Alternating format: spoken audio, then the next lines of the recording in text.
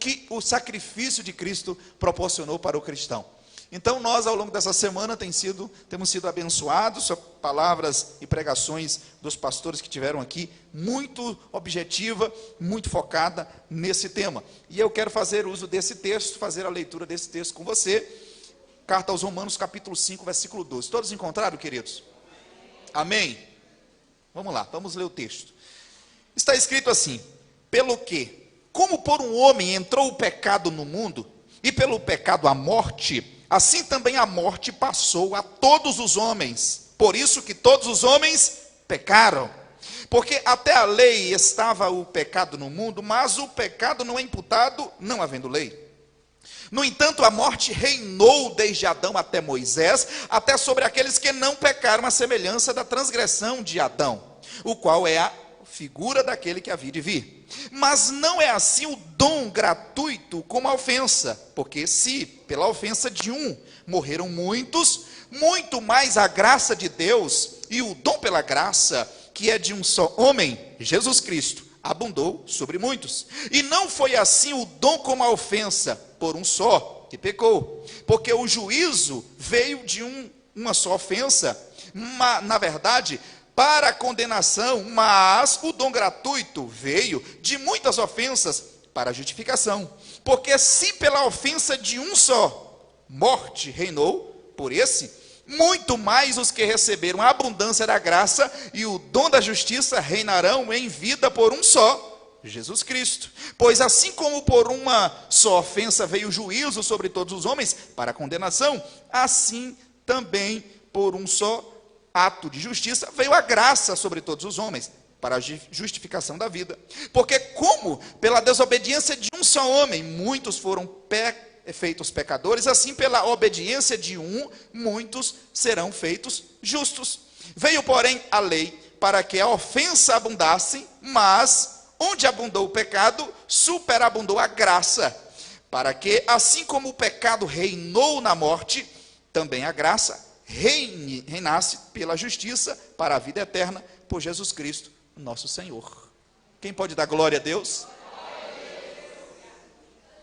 Aleluia. Irmãos, esse texto é o texto mais profundo a respeito da justificação, um dos mais profundos. Na verdade, a carta do apóstolo Paulo aos Romanos é uma carta que mostra muito a respeito dessa doutrina da justificação. E a justificação, como nós temos falado aqui, é a espinha dorsal do cristianismo. Se a gente não entender o que é justificação, a gente não entende o que é salvação. Se a gente não entender o que é salvação, a gente está brincando ou fazendo qualquer coisa na igreja, menos sendo pessoas sérias, pessoas coerentes, pessoas realmente cristãs. Então, para você entender o que é salvação, você precisa entender o que é justificação. E a gente tem falado sobre isso aqui. Então, é uma necessidade muito grande da igreja conhecer o que é justificação. E é bem verdade, irmãos, que a maioria das pessoas que estão lotando e abarrotando as igrejas não conhecem o que é justificação. Eles não conhecem o que é justificação. Eles conhecem sobre outras coisas, menos sobre justificação. Mas deixa eu lhe falar algumas coisas. Paulo, quando escreveu essa carta aos irmãos de Roma, ele estava em Corinto. E ele escreveu aos irmãos de Roma, porque ele não tinha estado lá ainda. Os irmãos de Roma haviam convertido em Atos 2, quando mais de 17 nações converteu através da pregação poderosa e veemente de Pedro. 3.000 pessoas, dentre eles romanos. Esse grupo de irmãos voltam para Roma. E apesar de serem cristãos, eles não compreendiam muitas doutrinas da Bíblia. E eles eram cristãos, mas eles eram superficiais. E Paulo, então, como sabia que esses irmãos que estavam em Roma não tinham compreensão das coisas profundas de Deus, das coisas profundas que Deus possibilitou para o homem, ele então escreve essa carta de 16 capítulos com o objetivo de fazer com que aqueles que tivessem na superficialidade do evangelho fossem aprofundados em Deus. Aleluia! Você pode dizer amém, irmão? Deus quer te levar para águas profundas, amém? Águas profundas não é aquilo que a gente vê hoje. É diferente águas profundas que a Bíblia mostra. Então a gente vai observar o que a Bíblia mostra sobre isso. Esse texto do capítulo 6, do versículo 12 a 21, é um dos textos mais profundos e complexos da Bíblia. Isso é discutido entre todos os teólogos. É um dos textos mais complexos da Bíblia, mas um dos mais profundos quando a gente compreende.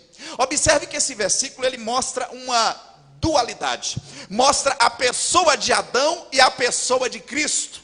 Ele mostra a pessoa de Adão e mostra as consequências, os resultados da atitude de Adão no pecado. E mostra a atitude de Cristo e as consequências e os resultados de Cristo. Você vai ver sempre essa comparação. E a gente observa, irmãos, que através dessa comparação Deus nos mostra coisas profundas. Então a primeira coisa que eu gostaria de mencionar aqui, irmãos, eu vou falar sobre 3 pontos desse texto, para a gente ser bem objetivo e claro, é que 2 homens mostram 2 destinos. Você pode dizer para essa pessoa, 2 homens e 2 destinos? Esse texto ele mostra primeiro 2 homens e 2 destinos sendo traçados por ambos. Primeiro, você vai observar aí no versículo 12 do capítulo 5, o destino de Adão, ou seja, o que Adão foi. Pelo que, como por um homem entrou o pecado no mundo, pelo pecado a morte, assim também a morte passou a todos os homens, por isso que todos pecaram. Ou seja, mostra Adão uma pessoa histórica, um detalhe importante, porque um dos problemas que a gente enfrenta para tratar essa doutrina hoje em muitos lugares, porque muitas pessoas acham que Gênesis 1, 2 e 3 é uma fábula, é uma mitologia, que Adão não é um homem histórico que realmente existiu. E aqui nesse texto mostra Jesus como um homem histórico que existiu, e Adão também como um homem histórico que existiu. Não é história de carochinha, não é fábula, é verídico. Adão existiu. E aí ele mostra que por Adão ter pecado, todos pecaram em Adão. Isto é, todos, eu e você, nós nascemos em pecado. Não tem aquela ideia de que como a gente tem uma maneira de medir na igreja, aquele irmão ali, Deus fez realmente uma obra, aquele homem tem um testemunho forte, porque ele veio da macumba, porque ele veio das drogas, porque ele veio do tráfico. Aquele homem era um homem que tem um testemunho forte, ele veio de um local muito pesado. E aí tem na igreja um ex-bonzinho, aquele que veio de uma família boa, que não teve nenhum tipo de índole má na vida, e aí você fala, não, esse aqui era quase crente. Não, todos 2 nasceram em pecado, nasceram da descendência de Adão e portanto foram já nascidos destituídos da glória de Deus, como está escrito na carta do apóstolo Paulo aos Romanos capítulo 3, versículo 23, que ele diz: todos pecaram e afastados, destituídos, deserdados da glória de Deus. Não tem como mais, todos nascemos dessa forma. Nós temos falado sobre isso aqui. Então todos nascemos em pecado. Todos estamos na mesma igualdade perante Deus quando estávamos no mundo. E aí ele vai mostrar algo interessante. Ele vai mostrar o oposto agora. Qual o destino de alguém que crê em Jesus? Olha o destino de quem crê em Jesus. No mesmo capítulo 5, versículo 17. Olha o que diz aí. Porque se pela ofensa de um só a morte reinou por esse... Ele está falando de Adão, muito mais os que receberam a abundância da graça e do dom da justiça reinarão em vida por um só, Jesus Cristo. Assim que como nós nascemos geneticamente, biologicamente por Adão e fomos nascidos em pecado, aquele que crê em Jesus, que recebeu a graça de Deus, ele é herdeiro da justiça e herda a vida eterna. Então ele mostra as consequências dessas 2 pessoas. Qual é a consequência daqueles que nascem em Adão?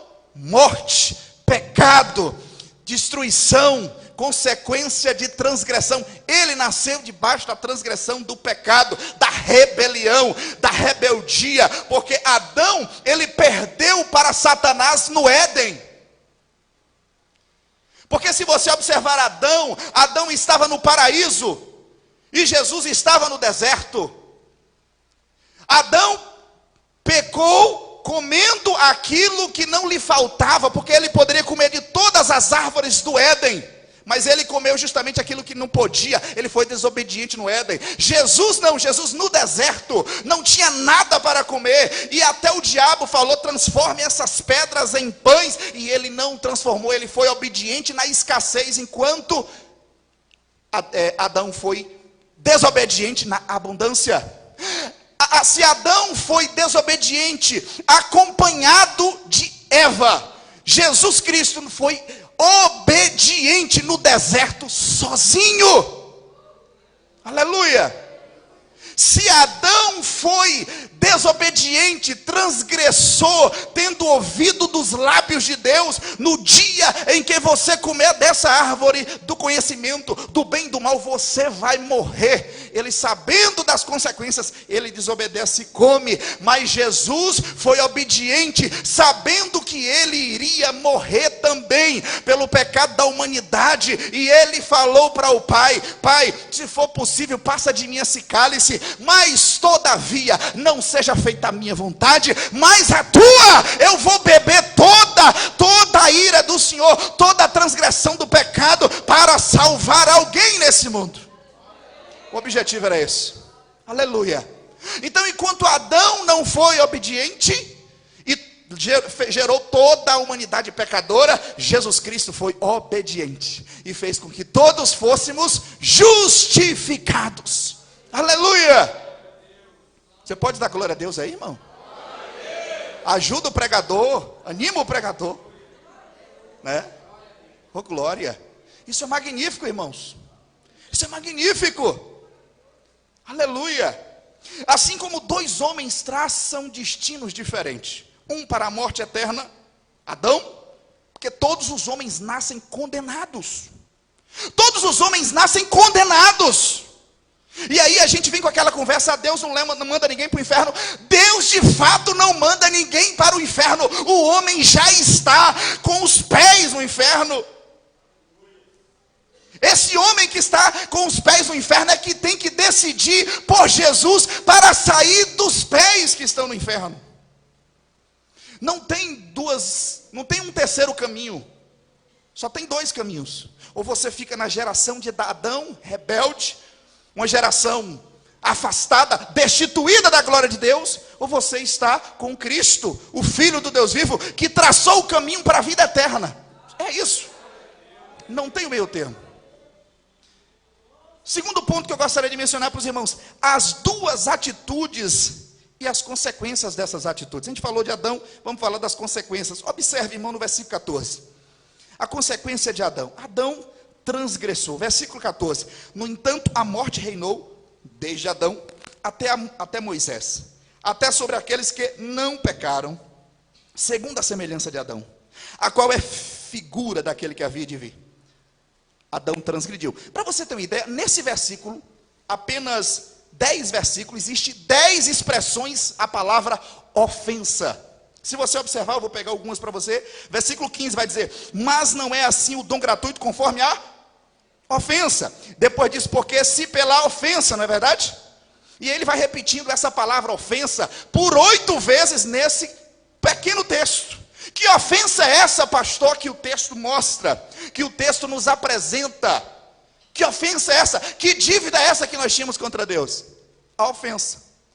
Porque quando Adão pecou, Deus fez o que com Adão? Tirou Adão do Éden e colocou Adão para fora do Éden. Adão agora não tinha mais acesso à árvore da vida, ele estava afastado de Deus. E daí em diante ele começou a fazer coisas erradas, também os seus filhos, e os filhos dos seus filhos, e começou transgressão em cima de transgressão. E despertou o que? A ofensa. A ofensa gerou uma coisa chamada ira de Deus. Fala para o seu irmão assim: toda pessoa que não é crente está debaixo da ira de Deus. Fala para ele, não tenha vergonha não. Não tenha medo não, tá? Não tenha medo. Talvez você nunca ouviu isso, ou talvez isso te assuste.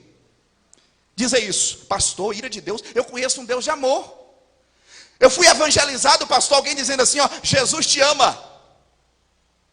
Pastor, eu fui evangelizado dizendo que Deus me ama. Deus ama aqueles que são os seus filhos, e Ele morreu para os seus filhos. Mas todos aqueles que ainda não se tornaram filho de Deus estão debaixo da ofensa da ira de Deus.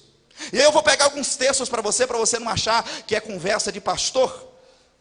Capítulo versículo 18 do livro de Romanos, da carta aos Romanos. Olha o que é que diz o texto, irmãos. É tremendo isso, é tremendo.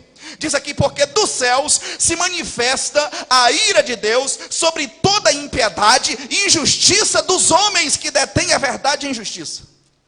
Toda impiedade e injustiça. Aí você vai para lá, para João. Vamos lá, Evangelho de João, capítulo 3. Aleluia. Essa igreja aqui, o povo gosta de Bíblia, viu, irmão? Gosta de Bíblia, o povo aqui é sedento. Capítulo 3, versículo 36. Olha o que está escrito nesse texto, irmãos. Ó, aquele que crê no Filho tem o quê? A vida eterna. Mas aquele que não crê no Filho não verá a vida eterna, mas a ira de Deus sobre ele o quê? Permanece. Quem não crê em Jesus Cristo, a ira de Deus sobre ele permanece.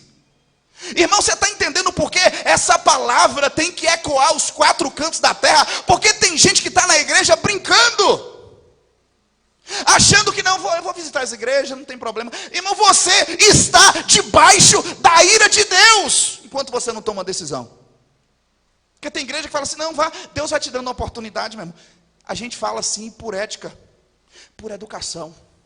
Mas a Bíblia fala em Marcos capítulo 16, versículo 16: aquele que crê está salvo, aquele que não crê já está condenado. Eu quero dizer para você, meu irmão, Deus quer hoje dar um escape da ira de Deus. Porque tem gente que não sabe do que ele é salvo.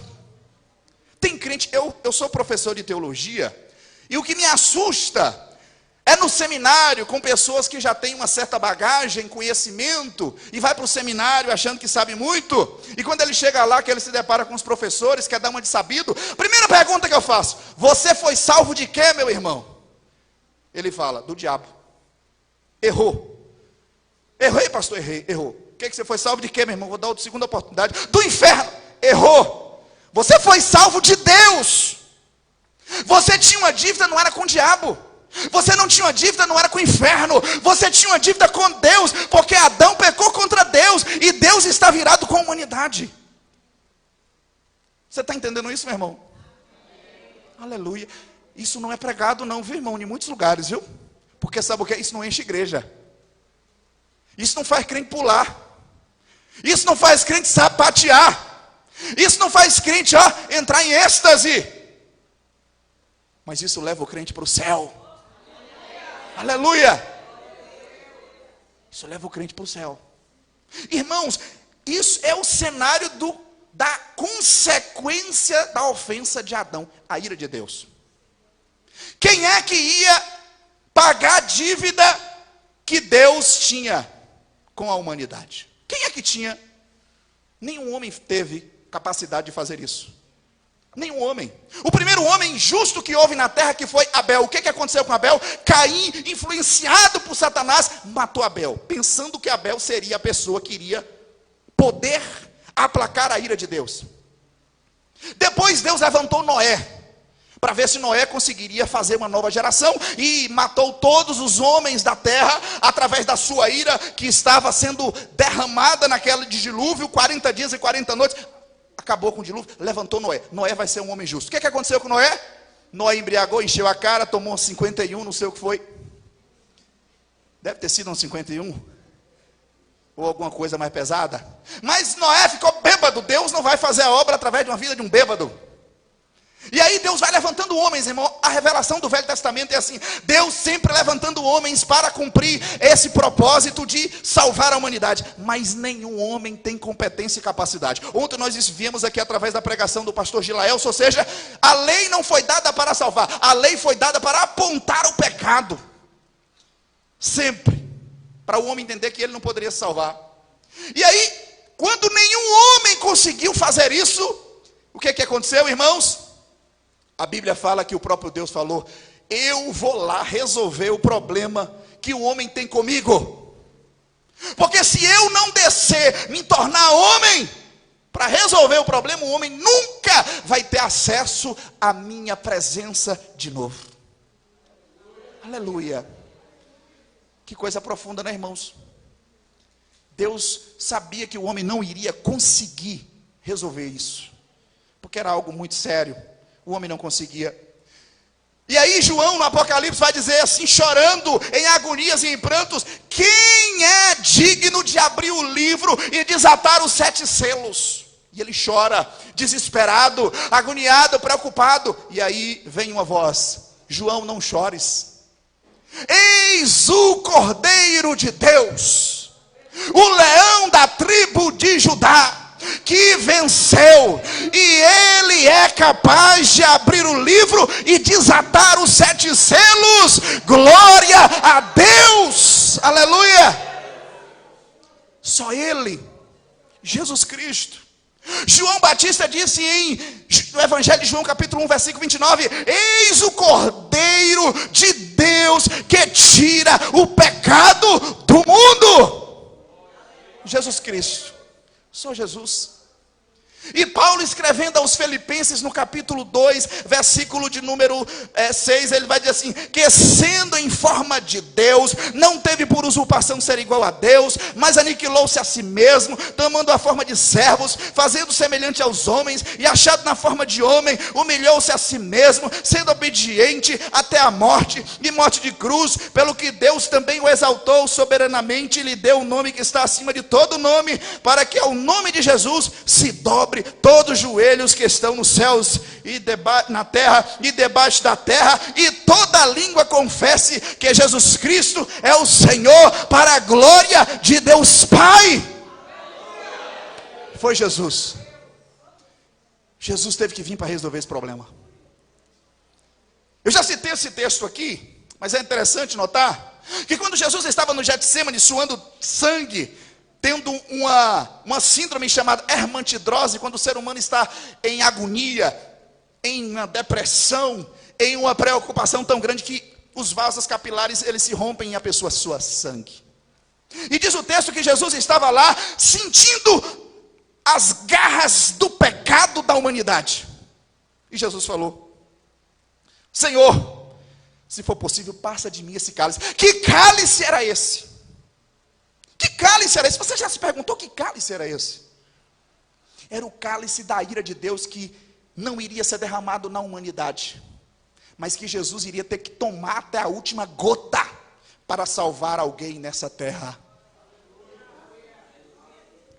E a Bíblia diz que Jesus tomou tudo. Tomou tudo. E diz a Bíblia, Isaías fazendo uma analogia 740 anos antes de Jesus vir, ele diz: e Deus agradou moê-lo. O castigo que nos traz paz estava sobre ele, pelas suas pisaduras fomos sarados. Aleluia.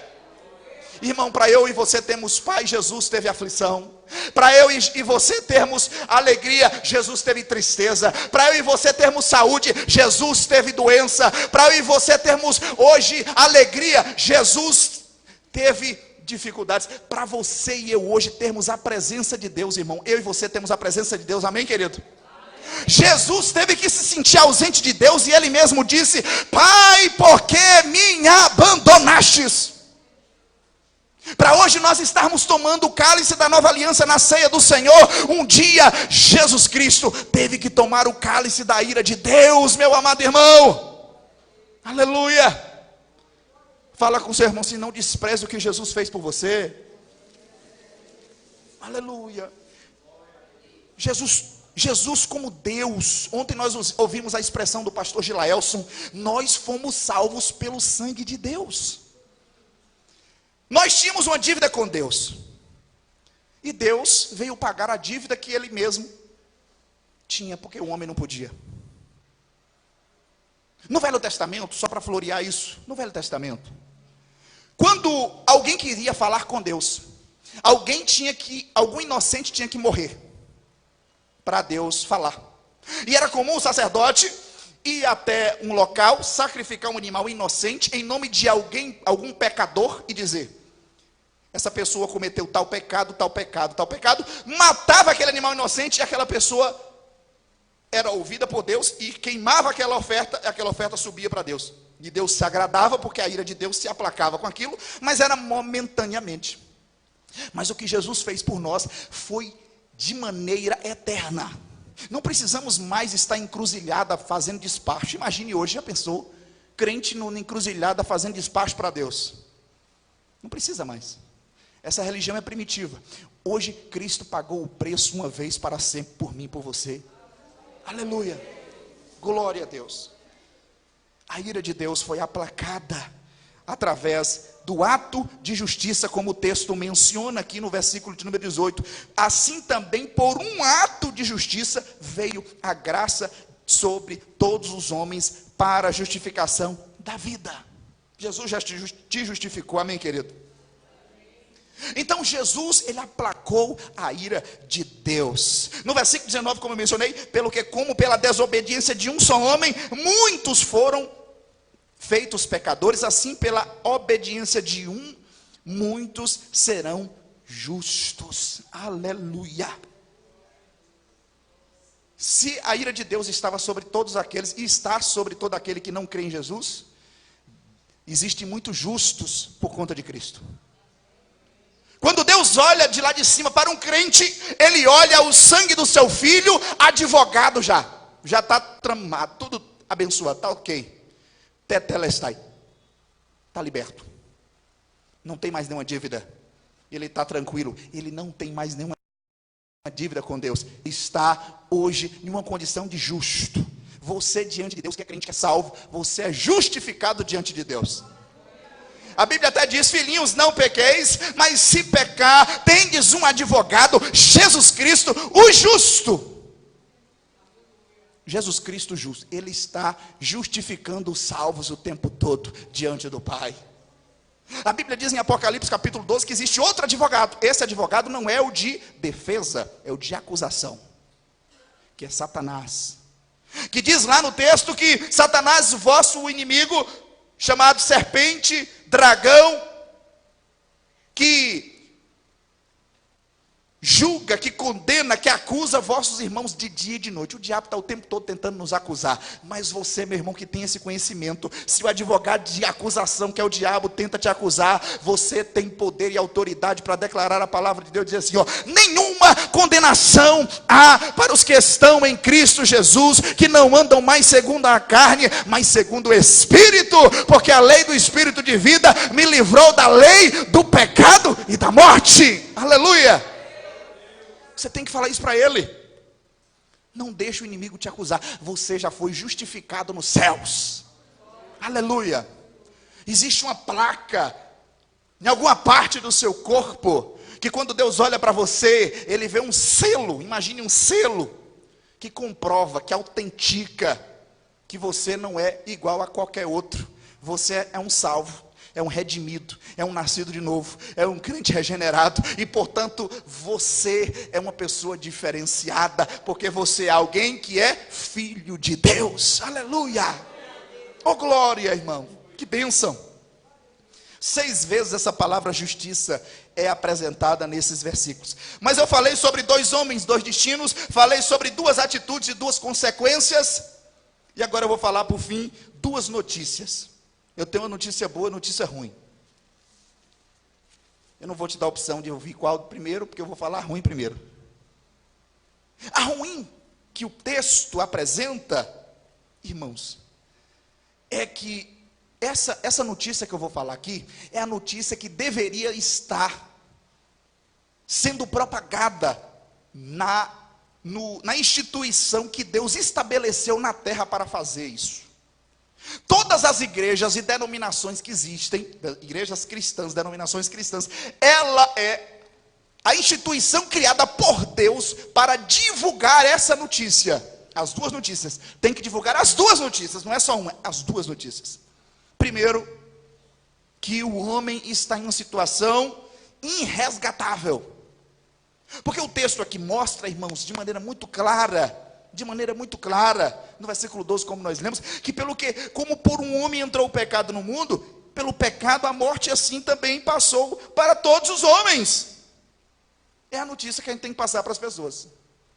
A propaganda que deve ser feita na igreja não é aquela da rádio. Venha, irmãos, e você vai ser abençoado. Venha que Jesus tem uma bênção para você. Venha que você vai ser próspero. Venha que você vai receber carro, você vai receber casa, que você vai ser abençoado materialmente. Não é essa a propaganda que a igreja tem que fazer. A propaganda que a igreja tem que fazer, olha, as pessoas estão indo para o inferno, porque não conhecem a verdade. Porque as pessoas não conhecem Cristo. E Cristo veio para dar a boa notícia. Se ele veio dar a boa notícia, é porque o homem precisa saber da má. Qual é a má notícia, pastor? A má notícia é que todos estão debaixo do pecado, da ira de Deus, afastados, distantes de Deus. Essa é a má notícia. A má notícia não é dada, viu, irmãos? Mas nós precisamos falar para as pessoas. Irmão, arrepende, muda de vida. Jesus, quando veio à terra, Jesus não veio com flores. João Batista, quando começou o seu ministério, com 30 anos de idade, João Batista não estava fazendo propaganda de outra coisa, senão dizendo assim, olha a frase de João Batista: arrependei-vos, porque é chegado o reino dos céus. Arrepender é mudar, irmão, é você estar indo em uma direção e você mudar. Então a primeira proposta do evangelho, como má notícia para você, que você precisa entender que o caminho que está indo, que você está andando, não vai te levar para outro lugar, senão mais e mais distante de Deus, da glória de Deus, da presença de Deus. E você precisa se arrepender, mudar de caminho. Aleluia, quem está entendendo, diga amém. Amém. As pessoas têm que entender isso, querido, porque as pessoas não estão convertendo nas igrejas. As pessoas estão tomando decisão, é diferente. Decidir por Jesus é aquela coisa: eu estou com um problema financeiro, estou com um problema na família, estou com um problema com meu filho, meus filhos estão nas drogas, eu vou para a igreja. E ele decide ir para a igreja pelo problema que ele tem, material, financeiro, conjugal. Mas ele não entendeu que o maior problema que ele tem é com Deus, não é com as coisas da terra. E aí a igreja dá um paliativo, um anador espiritual. Orienta ele pela família, orienta ele como jovem para casar com uma menina boa, com um rapaz bom. Ele resolve o problema da terra. Mas ele ainda está com um problemaço com Deus, meu amado. E se ele não entender que o negócio primeiro é o problema dele com Deus, de que ele ainda está afastado de Deus, que ele está debaixo da ira de Deus, que ele está distante, destituído da glória de Deus, ele vai ser um crente decidido na igreja, que vai passar anos e anos não entendendo o que é salvação, e de quem ele foi salvo e para que ele foi salvo. As igrejas estão abarrotadas de gente que está querendo que seus problemas sejam resolvidos. É pecado isso, pastor? Não é pecado, desde quando você primeiro entenda que o seu primeiro problema que tem que ser resolvido é com Deus. Aleluia. Os outros é consequência. Aleluia, irmãos. Então a gente vê, essa é a notícia que a gente precisa pregar. Jesus falava o que também? Arrependei-vos, porque é chegado o reino dos céus. Jesus chegava para os discípulos, irmãos. Hoje eu estava falando isso aqui no momento que a gente estava falando sobre o evangelho verdadeiro. A proposta de Satanás e a proposta de Jesus, qual é a melhor? Se eu te perguntar hoje, eu vou falar aqui a proposta do diabo e vou falar a proposta de Jesus para você, que não estava hoje pela manhã. A proposta do diabo é aquilo que ele falou para Jesus no deserto: se você, Jesus, prostrado, me adorar, eu vou te dar tudo que você quiser. Te dou os reinos do mundo. A proposta do diabo. A proposta de Jesus, viu? Pega a sua cruz, me siga. Aquele que não nega pai, mãe, filho, esposa, renunciar tudo que tem pelo meu nome, não é digno de mim. Outra coisa que Jesus falou: aquele que não perder a sua vida por mim, não vai ganhar a vida que eu tenho para ele. Qual é a mais bonita? Qual é a melhor, irmão, de seguir? Fala a verdade, sejamos francos. A mais fácil, irmão, é chegar assim: irmão, venha, se você vir, Jesus vai fazer tudo na sua vida, vai mudar a sua vida. Isso é a proposta do diabo, é essa, irmão. Venha que ele vai te dar tudo. A proposta de Jesus é: venha, mude de vida, pegue a cruz, carregue, renuncie, viva uma vida cristã profunda, que a vida que você perder nessa terra, ele vai te dar. Aleluia. É a vida que Jesus quer para nós, irmão. Entenda o profundo de Deus. Deus está nivelando essa igreja no teto, tá, irmão? Não está nivelando por baixo, tá? Está nivelando por cima. Aleluia. Aleluia. O chamado de Jesus. Jesus, ele nos chama para esse evangelho. Como isso é desafiador, querido. Tem gente que não quer a cruz. Não quer a cruz. A cruz é algo que tem que estar distante dele, porque ele fala: oh, Deus, eu estou com artrite, osteoporose, não aguento carregar a cruz. Minha coluna não está boa, Deus. Eu estou meio assim, estou trabalhando muito, estou pesado. Deus, eu estou cansado, eu não quero cruz. Deus, eu preciso fazer primeiro uma ginástica, exercício, para depois carregar a cruz. Jesus fala: filho, é agora ou nunca, filho.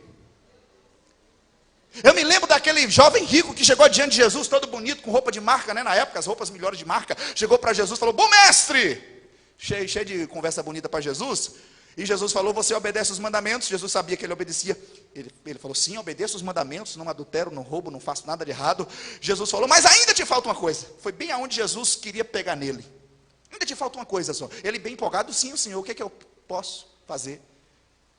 Pega tudo que você tem. Vende tudo, dá para os pobres. E depois me segue. Aquele homem talvez seria um dos discípulos de Jesus. Ele talvez seria um dos 12, se ele tivessem tido coragem de deixar a sua riqueza. Mas ele não deixou. Ele preferiu ficar na história como alguém que era apegado às coisas dessa terra. Porque dinheiro você tem que carregar no bolso, irmão. Dinheiro tem que estar na conta e não no coração. Se você carregar o dinheiro no teu coração, o mesmo destino daquele jovem rico vai ser o seu. Carrega o dinheiro no bolso. Fala para o seu irmão: o dinheiro tem que estar no bolso, irmão, na carteira, tem que estar na conta, viu, irmão? Você que tem dinheiro, ó, na conta, no bolso, no cartão de crédito, mas não coloque o seu dinheiro no coração, porque o seu coração tem que ser residência para uma só pessoa, que é Deus. Onde estiver o teu coração, aí está o seu tesouro. Onde estiver o seu tesouro, aí estará seu coração. É isso que a Bíblia fala. Aleluia. Oh glória. Duas notícias boas para você. Essa é a notícia que eu estou te dando para você. Se você, irmão querido, entender o Evangelho de Cristo, oh glória, você vai acontecer isso com você aqui, que a Bíblia diz no versículo 20 do capítulo 5. Veio, porém, a lei para que a ofensa abundasse. A ofensa foi grave. Mas onde abundou o pecado, superabundou a graça de Deus. Para que assim como o pecado reinou na morte, o pecado reinou na morte desde Adão até a lei de Moisés, também a graça reinasse pela justiça para a vida eterna, por Jesus Cristo nosso Senhor. Se você, irmão querido, for um cristão que entender essa mensagem, meu amado irmão, é vida eterna, irmão. É vida eterna. Você não vai ter prazo de validade, você vai ter vida eterna. E onde abundou o pecado, superabundará a graça de Deus. O que ele quer dizer isso? Quanto mais escravizado do diabo você for, mais Deus vai te usar. É isso que ele está dizendo. Onde abundou o pecado, onde o pecado reinou, a área onde o diabo usava você, onde o diabo te escravizava, onde o pecado lhe fazia ter dores, angústias, prejuízo, é aí onde Deus vai falar assim: ó, onde abundou o pecado, eu vou superabundar na graça de Deus. Isso é lindo, irmãos. Sabe por quê? Tem gente que o diabo faz assim, ó, aprofunda quase no inferno nessa terra, vira cavalo do diabo. Mas quando Deus pega esse povo, irmão, quando Deus pega esse povo e converte e muda, irmão, esse homem muda, essa mulher transformada, porque Deus é um Deus que onde superabundou o pecado, superabunda a graça. E eu quero que você entenda isso. Deus há de superabundar a sua graça, a graça dele sobre nós. Aleluia. Fala para o seu irmão assim: Deus vai superabundar a graça dele sobre a sua vida. Não sei se você vai conseguir falar, fala aí. Superabundou a graça. Aleluia, é um portuguesão mesmo, né, irmão? Superabundou a graça. Isso quer dizer, sabe o quê? Transbordar. Superabundou. Abundar já é uma coisa, já é como se fosse uma vasilha cheia.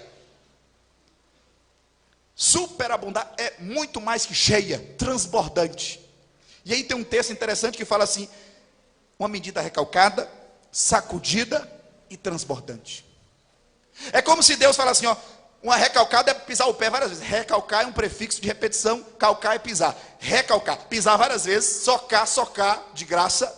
Depois sacudir para ficar mais cheio ainda, dar uma batida no crente assim para sacar de graça. Depois transborda. Aleluia. Está entendendo, irmão? Uma medida recalcada, pisada por Deus, viu? Pisada por Deus, sacudida, transbordante. Aleluia. Você deixa Deus fazer uma recalcada em você? Recalcar você todo, pisar assim para socar você, para depois te encher mais, e te pisar, e te socar, e te pisar, até você superabundar a graça. Você não vai falar, ai, Deus está doendo. Você não vai dizer, Senhor Deus, se eu não quero, Senhor, faça nessa área. Deus vai pisar em você mesmo, irmão. Te encher de graça. Aleluia. Para você ser transbordado da graça dele, para a glória do nosso Deus Todo-Poderoso. E eu quero terminar com um texto aqui para a nossa reflexão, que está em 1 Pedro capítulo 2, versículo 9. Mas vós sois a geração eleita, o sacerdócio real, a nação santa, o povo adquirido, para que anuncieis as virtudes daquele que vos chamou das trevas, irmão, das trevas, para a sua maravilhosa luz. Vós que em outro tempo não erais povo, mas agora sois povo de Deus. Que não tinhais alcançado misericórdia, mas alcançaste misericórdia. Você entendeu aí, querido? Aleluia. Se coloque de pé em nome de Jesus, vamos orar. Aleluia. Você foi justificado pela fé, querido. Creia nisso, tenha convicção disso. Jesus te justificou. Aleluia. Você não era do povo de Deus, mas você foi transportado das trevas para a glória de Deus. Oh glória, que coisa linda, irmãos. E aí ele vai dizer: que diremos, pois, estas coisas? Se Deus é por nós, quem será contra nós? Aquele que nem mesmo seu próprio filho poupou, antes o entregou por todos nós, como nos não dará também com ele todas as coisas? Quem tentará acusação contra os escolhidos de Deus? É Deus que o justifica. Quem os condenará? Pois Cristo, quem morreu ou antes ressuscitou dentre os mortos, a qual está à direita de Deus e também intercede por nós. Aleluia. Quem nos separará do amor de Cristo? A tribulação? Não, a tribulação não nos separará do amor de Cristo. A angústia? Não, a angústia não nos separará de Cristo. A perseguição? Não, a perseguição não nos separará de Cristo. Ou a fome, ou a nudez, ou o perigo, ou a espada, não nos separará de Cristo. Porque estou certo que nem a morte, nem a vida, nem os anjos, nem os principados, nem as potestades, nem o presente, nem o porvir, nem a altura, nem a profundidade, nenhuma outra criatura poderá nos separar do amor de Deus que está em Cristo Jesus, nosso Senhor. Nada, irmão. Aleluia. Oh glória. Quero chamar o ministério de louvor aqui para a gente orar, cantar, louvar a Deus. E eu quero que você, irmão, creia, ó, nada te separará do amor de Deus. Nada. Nem angústia, nada. E eu quero que você comece a orar e coloque sua vida diante de Deus. Nós temos aqui 2 homens, 2 destinos. Nós temos aqui 2 atitudes, uma que levou para a transgressão e outra para a justificação. Nós temos 2 notícias, uma ruim e uma boa. Nós temos 2 caminhos, um que leva para o céu e um que leva para o inferno. Nós temos 2 pessoas no mundo, 2 povos no mundo. Quando Deus olha lá de cima, Ele não vê um monte de denominação.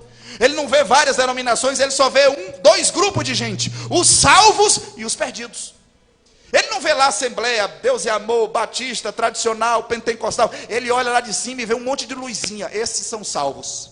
E você faz parte dessas luzinhas, amém, irmão? E quando ele olha para o outro, ele vê a escuridão, trevas, pessoas que ainda não estão em Cristo.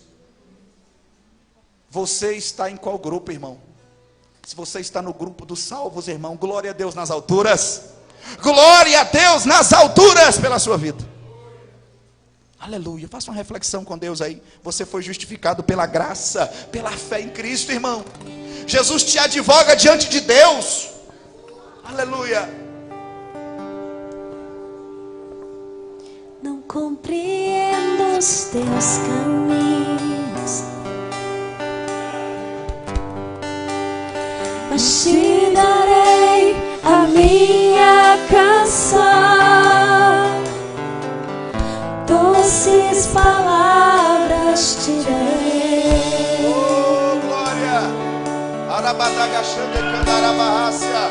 Me sustentas em minha dor, isso me leva mais perto de ti, mais perto dos teus caminhos.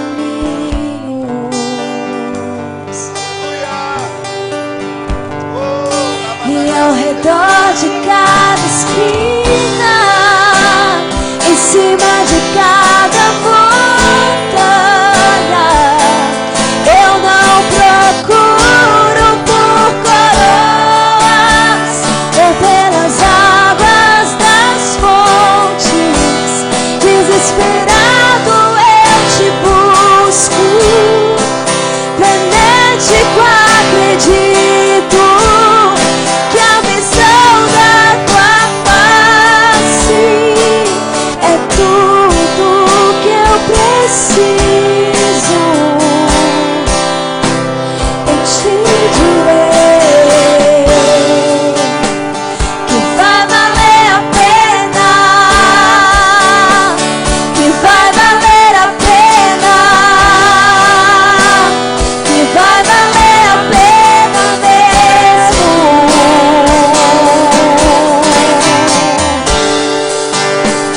Que vai valer a pena, que vai valer a pena, vai valer a pena mesmo. Quando o grande dia chegar,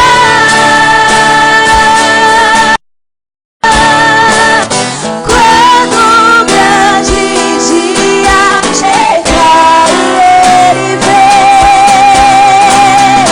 quando o grande dia chegar, eu cantarei, eu cantarei, eu cantarei.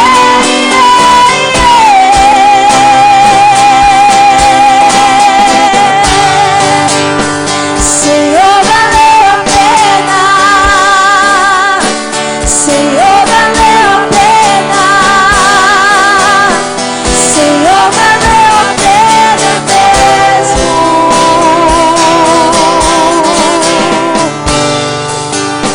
Senhor, valeu a pena, Senhor, valeu a pena, Senhor, valeu a pena mesmo.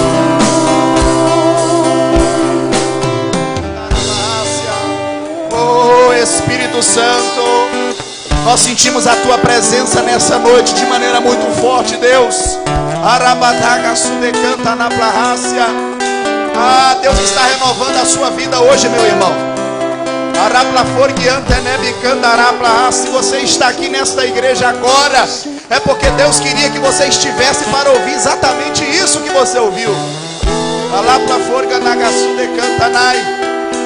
Eu não posso terminar esse culto antes de dizer para você algumas coisas. Deus está dando oportunidade para algumas pessoas aqui, aleluia, fazer uma aliança com Cristo. Aleluia. Você veio a esse culto talvez hoje, e você talvez está afastado de Cristo, está distante de Jesus. Ou talvez você ainda não conheça plenamente Cristo. Ou talvez você até está frio na fé. Frio, desanimado, frio. Aquele famoso crente, tô fraco. O crente cocá. Tô fraco, tô fraco, tô fraco. Deus quer te renovar hoje, meu irmão. E a vitamina é o sangue de Jesus. A redenção em Cristo Jesus. Quero dar uma oportunidade para você levantar a sua mão ou vir aqui à frente para a gente orar por você. para que você assuma um compromisso com Jesus. Irmão, é tempo de compromisso, irmão. Não é tempo mais daquele negócio de eu vou frequentar, eu vou assistir. Mas assistir televisão, irmão. Na igreja você cultua, você adora. Na igreja você é corpo, você se movimenta, você tem que estar engajado. Não tem esse negócio de eu vou frequentar. Não, você tem que assumir um compromisso com Jesus. Na época de Jesus não tinha banco, senão Jesus tinha com certeza pregado contra o banco, crente de banco.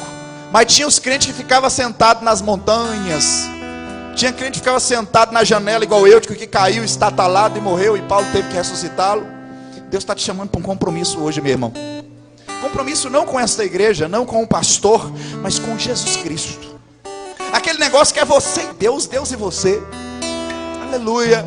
Quero dar essa oportunidade para você falar assim: ó Deus, de agora em diante minha vida vai mudar. Eu preciso mudar. E talvez você se sinta ainda acuado diante das dificuldades da sua vida, para mudar algumas coisas, algumas áreas da sua vida. E Deus quer fazer essa mudança. Deus pode te ajudar nesta área que você está precisando tanto, que Ele te auxilie para você melhorar. Eu quero dar uma oportunidade para você vir aqui à frente, para a gente orar por você. Aleluia. Aleluia. Oh, glória a Deus. Aleluia. Se eu tivesse aí, eu ia ser o primeiro, irmão. Eu ia ser o primeiro. Oh, glória. Porque Jesus, Ele quer mudar a vida das pessoas, irmãos. Aleluia. Oh, Espírito Santo. Aleluia, Jesus. Às vezes nós temos aquela sensação que a gente está bem, né, irmão? Com Deus, né? Esse é o perigo. Esse é o problema. Quanto mais nós sentimos necessidade de uma transformação, mais próximo de Deus nós estamos. Aleluia. Aleluia. Aleluia, Jesus. Onde quer que você esteja então, irmão, põe a mão no seu coração. Já que você está resistindo, já que você resiste tanto a Deus nesta oportunidade, porque tem gente que resiste a Deus. A natureza adâmica ainda impera. A natureza adâmica é aquela que rebelião, de rebeldia, de insubmissão, aquela coisa de que dizer: não, Deus, está tudo bem comigo. Aquela coisa de terceirizar o problema, porque Adão fez isso com Deus. Quando Deus se apresentou a ele, ele disse: foi a mulher que o Senhor me deu. Quando ele se apresentou para a mulher, ele disse: não, foi a serpente que o Senhor que me falou. Sempre terceiriza. A natureza adâmica é assim, nossa. Mas a natureza de Cristo é aquela que assume a responsabilidade e diz: Pai, não vou ficar sem beber esse cálice, então eu vou beber esse cálice. Feche os teus olhos aí, querido. Deus vai tocar em você onde quer que você esteja. Porque o que Deus tem para trabalhar na sua vida, na sua história, aleluia, Deus vai fazer, em nome de Jesus. Onde quer que você esteja, olha, clame a Deus. Ó Deus, em nome de Jesus, Pai. Senhor Jesus, o Senhor conhece a vida deste homem.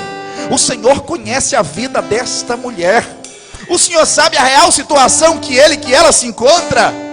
Se ela está distante ou afastada, se ela está próxima, se ela está longe do Senhor. Pai, o Senhor conhece. Que a graça do Senhor desça sobre a vida dela hoje, nesta hora, Pai. Que a justificação pela graça, por meio da fé, seja estabelecida sobre a vida dessa pessoa. Que ela seja renovada pelo Teu Espírito Santo, Deus. Renovada pelo Teu Espírito Santo. Que o Senhor ative os dons espirituais na vida dela. Ela não pode continuar desse jeito. Renova. Entrega dons do Espírito Santo. Renova a vida emocional dela. Renova a vida conjugal dela. Renova, Senhor, a vida dela por inteira. Dele por inteira. Porque ele entendeu o que é salvação. Ele entendeu o que é justificação pela fé. Por isso, faça a obra na vida dele e na vida dela, Senhor. Aleluia. Aleluia. Oh, Espírito Santo. Senhor, valeu a pena. Senhor, valeu a pena. Senhor, valeu a pena mesmo.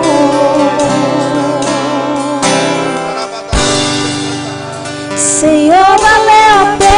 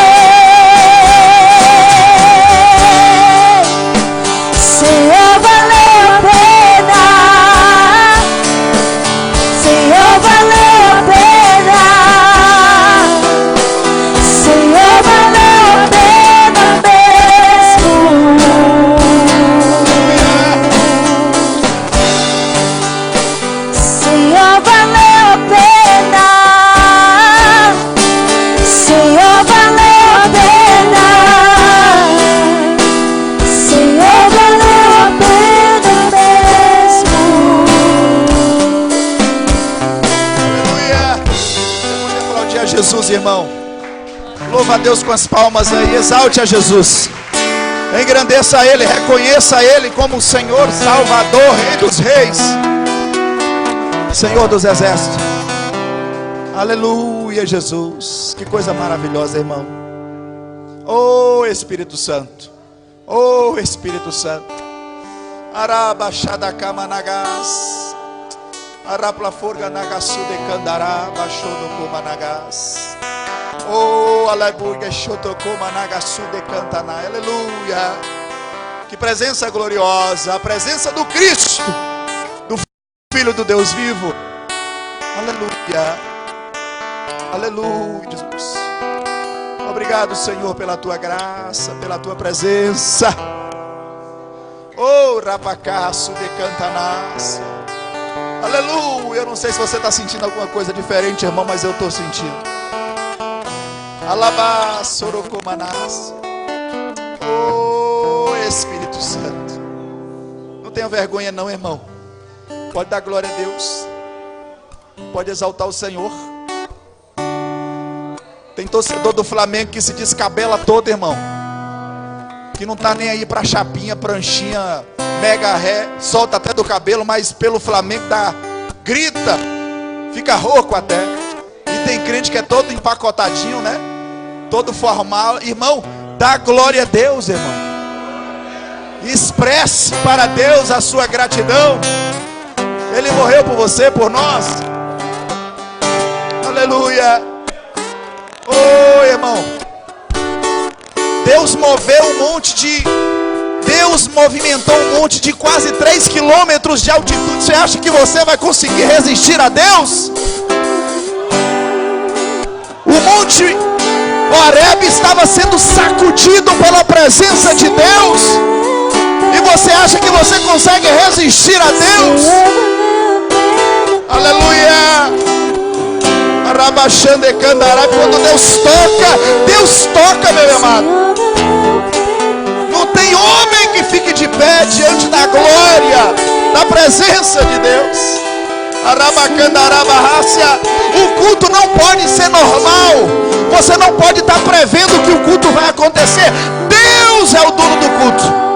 A adoração é dele, é para ele, é para a glória dele. Aleluia. Essa igreja é uma igreja que o Espírito de Deus tem liberdade para agir. O Espírito Santo, ele tem liberdade para agir. Aleluia.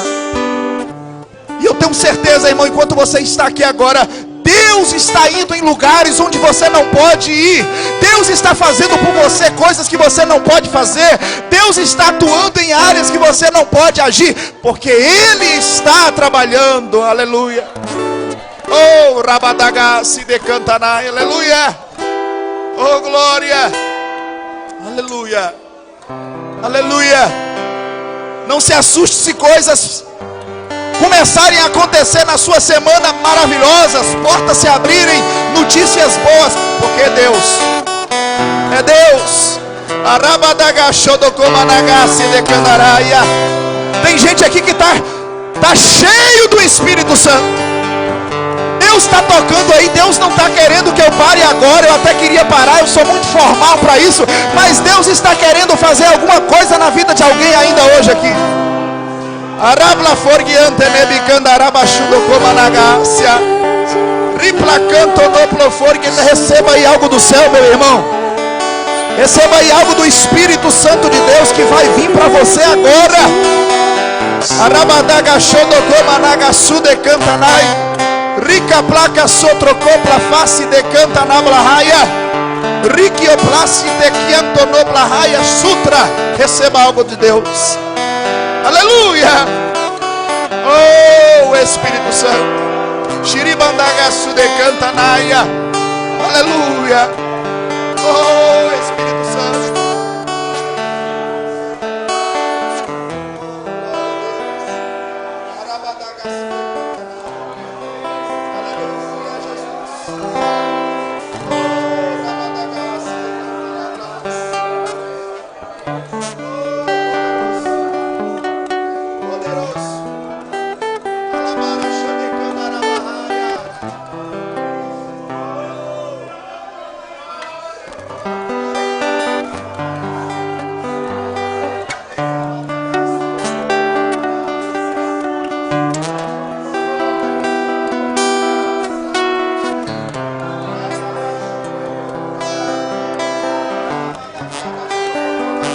de canta nagabaga. Quando eu consigo cotaka, xedeca managa. Alaha, quando eu posso, quando foi a manácia. Aleluia! Oh, Jesus. Aleluia. Obrigado, Senhor, pela tua presença. Oh, Jesus. Oh, Jesus, obrigado, Senhor. Obrigado, Senhor, por tudo, Deus. Aleluia. Os que puderem, pode sentar, pode tomar assento. Oh, Deus, toda a glória seja dada ao Senhor. Aleluia. Xarabla forganás. Aleluia, Deus.